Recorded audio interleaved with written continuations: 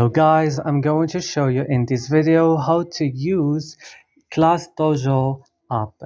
After downloading it from Play Store or App Store, you have to open it, and when you open it, you should create an account. So after creating an account, it's going to take you here to this homepage where you can find classes or schools.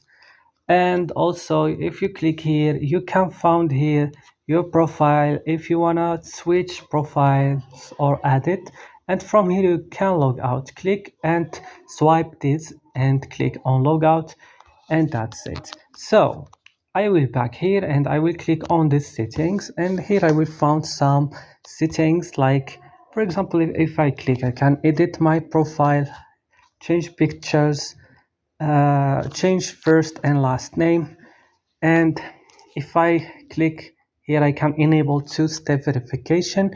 I can control chats and notifications and change language, and also from this page I can delete my account.